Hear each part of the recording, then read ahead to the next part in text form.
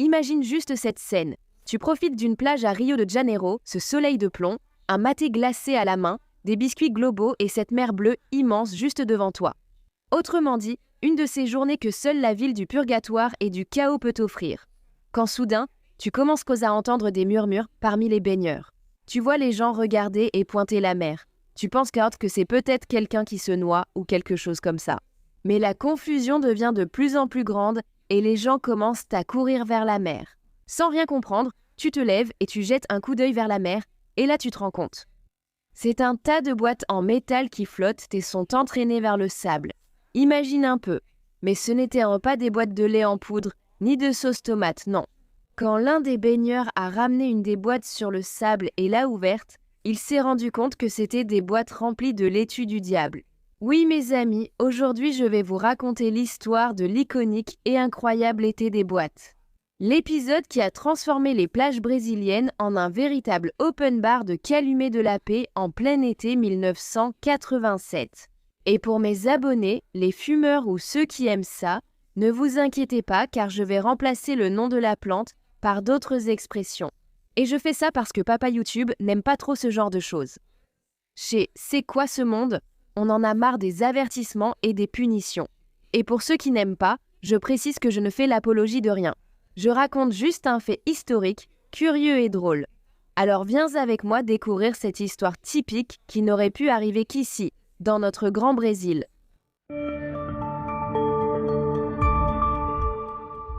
Salut beau peuple, je suis Su, bienvenue sur la chaîne.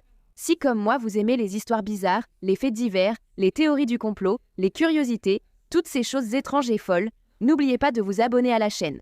Activez la petite cloche de notification pour ne rien manquer. Et aimez, commentez, partagez, parce que tout cela nous aide beaucoup ici sur la chaîne. D'accord ? Allez, on passe à la vidéo. Musique. Avant de continuer, il est important de rappeler le contexte du Brésil à cette époque. Nous étions à la fin des années 80, en fait c'était l'été 1987, avec la poussière qui retombait encore après la fin de la dictature militaire et le début d'une toute jeune démocratie, pleine de promesses et de défis. Le pays redécouvrait la liberté d'expression, et les jeunes étaient les grands protagonistes de ce moment. Des mouvements de contre-culture influencés par des idées venues de l'étranger et par les blessures de la répression. Elle envahissait les rues, les fêtes et l'esprit des gens. C'était l'apogée du rock brésilien, avec des groupes comme Legião Urbana, Titãs, Paralamas do Sucesso qui gagnaient en notoriété, tandis que les artistes et les écrivains expérimentaient et créaient sans peur. Il s'agissait de briser les règles, d'explorer de nouveaux territoires et de créer une nouvelle identité pour le Brésil. Mais attention, tout n'était pas aussi peace and love que ça. Même si le climat politique était plus détendu, les institutions brésiliennes gardaient encore cette touche autoritaire héritée de la dictature. Et cela était particulièrement vrai au sein des forces de police. À l'époque, se faire attraper avec une petite cigarette d'origan améliorée, c'était pratiquement signer son billet direct pour la tôle. Et en prime, recevoir quelques claques derrière la tête pour, rester sur tes gardes. Tu vois le truc. Le discours de la guerre contre la drogue arrivait en force, renforçant le moralisme de l'époque et montrant clairement que, même si la liberté commençait à pointer le bout de son nez, le poids de la répression était encore bien présent au quotidien. Dans ce contexte, il s'est produit un événement digne d'un film de science-fiction ou d'une comédie, selon le point de vue. Tout a commencé le 25 septembre 1987, lorsque des pêcheurs de la commune de Marica, dans l'état de Rio de Janeiro, sont sortis très tôt le matin pour aller pêcher. Et tout à coup, ils tombent sur 18 boîtes en aluminium flottant sur la mer. C'étaient des boîtes du genre de celles pour le lait en poudre, tu vois. Curieux, ils ont ramené les boîtes à l'intérieur du bateau. Mais en ouvrant l'une de ces boîtes, ils ont eu une sacrée frayeur. Il s'en dégageait cette odeur forte et particulière, et ils se sont rendus compte que toutes les boîtes étaient remplies d'environ 1,5 kg d'épinards de Popeye. Tout le monde a eu très peur parce que, comme je l'ai dit plus tôt, la répression contre la drogue était très forte à cette époque. Et dès qu'ils sont arrivés sur la terre ferme, ils ont remis les boîtes à la police militaire. Regardez ça. Même si cela semblait très inhabituel, l'apparition de ces boîtes n'a pas été une surprise totale pour les autorités brésiliennes. Je vais expliquer cela dans un instant. Ces 18 boîtes n'étaient que le début de beaucoup de confusion qui allait encore arriver. Dans les jours suivants, des centaines de boîtes sont apparues sur les plages de plusieurs villes de l'état de Rio. Ceux qui ont fumé l'herbe ont affirmé qu'elle était de grande qualité. Plus tard, des analyses ont montré que la marijuana des boîtes était extrêmement pure et 5 fois plus puissante que ce à quoi les Brésiliens étaient habitués. Imagine ça, beaucoup d'habitants et de pêcheurs des villes côtières ne savaient même pas ce qu'était cette petite herbe à l'intérieur des boîtes. Dans le documentaire que j'ai vu pour ma vidéo, dont je mets le lien en description, plusieurs personnes ont partagé des histoires drôles. Une grand-mère ignorait ce que c'était, a préparé une tisane et l'a donnée à ses petits-enfants. Peu après, ils sont revenus en disant « Mamie, je vole, j'ai très faim, des choses folles ». Il y avait aussi des pêcheurs qui revenaient avec les boîtes. Ils disaient avoir vu des monstres marins lors de parties de pêche. Regardez ça. On dit même que la consommation d'alcool dans ces communautés de pêcheurs, qui étaient habituellement au-dessus de la moyenne, a fini par diminuer considérablement. Tout le monde est défoncé. Je pense qu'ils ont remplacé la cachaça par la fumette, non ? Ils ont commencé à vendre ces boîtes dans la région et ont vu qu'ils pouvaient bien gagner leur vie. En peu de temps, des pêcheurs achetaient un nouveau bateau et des habitants passant du vélo à la voiture. Beaucoup ont été arrêtés, mais beaucoup de gens ont aussi fait une petite fortune avec ça. Les pêcheurs ont dit dans le documentaire qu'ils avaient l'habitude de revenir avec plus de 50 boîtes de la mer. Pour échapper aux policiers, ils arrêtèrent les bateaux sur des plages ou lieux déserts et enterrèrent des boîtes dans le sable avant de revenir au quai, où plusieurs policiers étaient en planque, attendant que les pêcheurs reviennent de la mer pour voir s'ils avaient trouvé la fameuse boîte, n'est-ce pas ? Tard dans la nuit, ils retournaient là où ils avaient enterré les boîtes pour récupérer le trésor. Mais c'est quand les boîtes sont arrivées sur la plage d'Ipanema, en plein été carioca, avec la plage, tu vois, bondée, que l'histoire des boîtes gagnantes a explosé. Les médias brésiliens ont fait des reportages dans les journaux et à la télévision.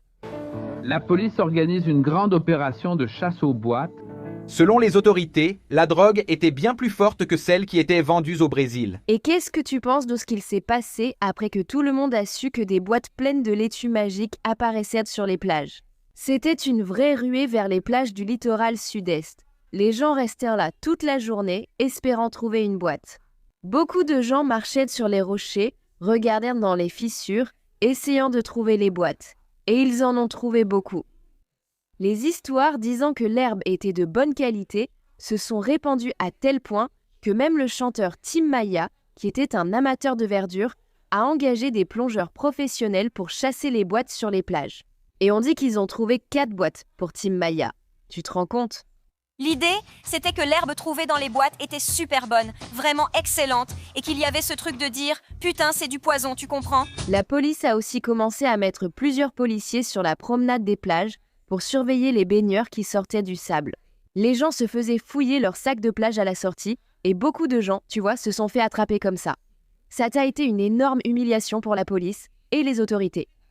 La répression contre la drogue était forte et obtenir un joint était très difficile alors. De plus, les fumeurs de joints étaient mal perçus par la société et subissaient souvent de fortes représailles policières. Tout ça pour que, soudainement, des tonnes d'herbes du bonheur apparaissent chaque jour sur les plages et plus personne n'arrivait à contrôler quoi que ce soit, les amis. C'est fou, non ?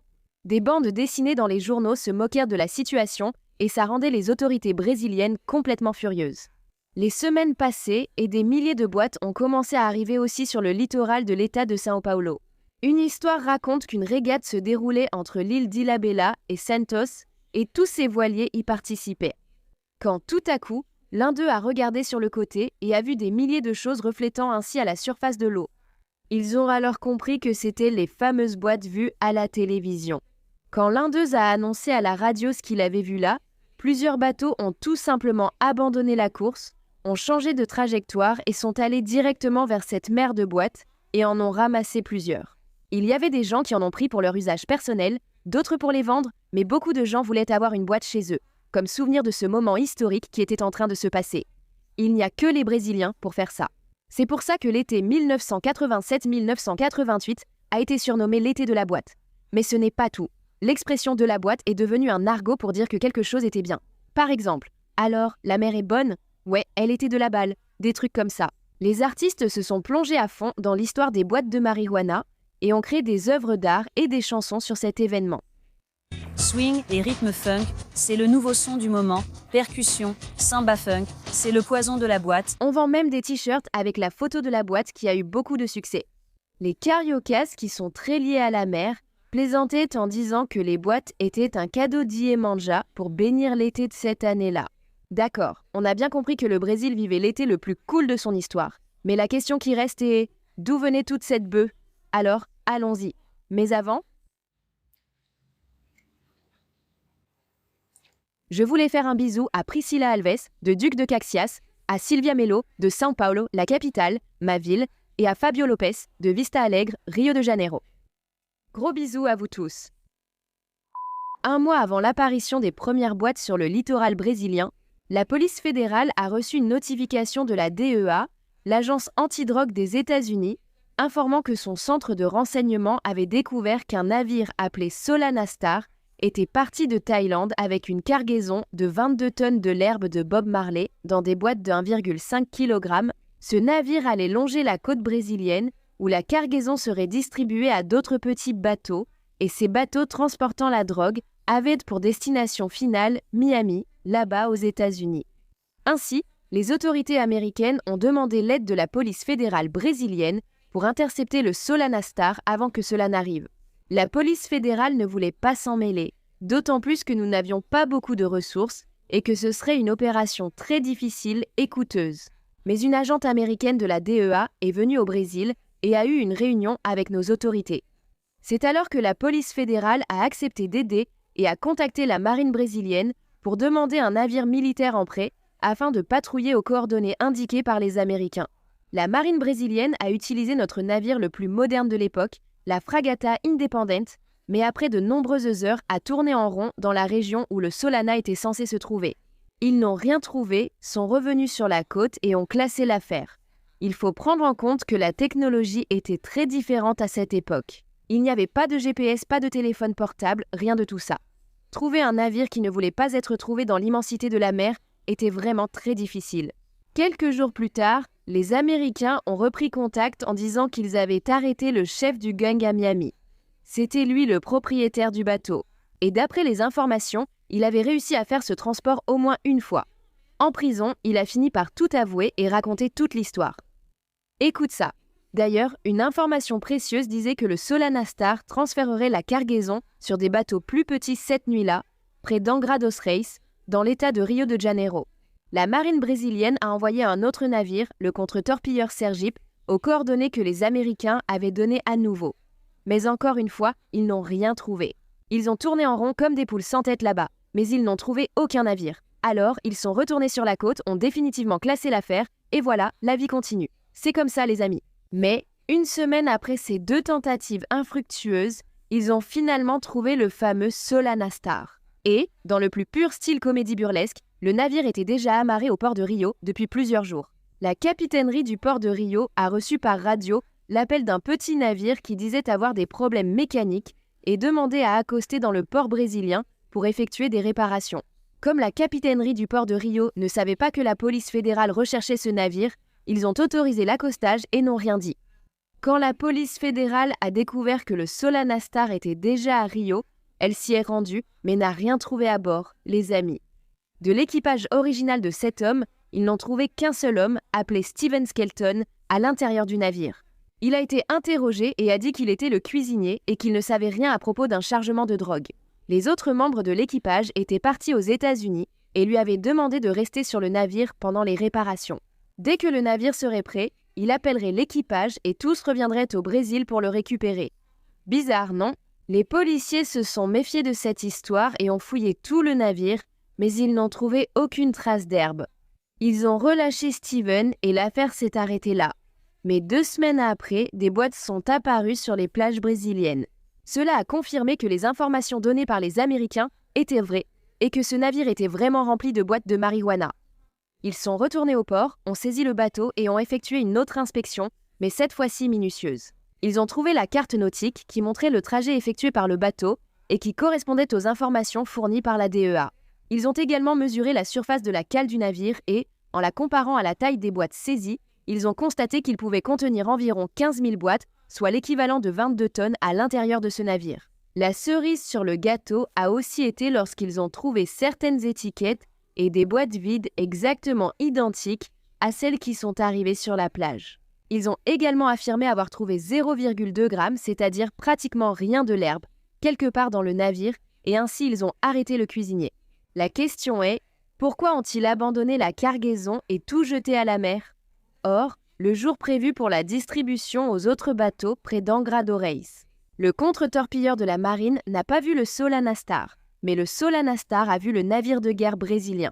Et quand ils ont vu les canons et les armes du navire, ils ont compris qu'ils étaient la cible, ils ont décidé d'abandonner la cargaison estimée à 100 millions de dollars et hop, de fuir le plus vite possible.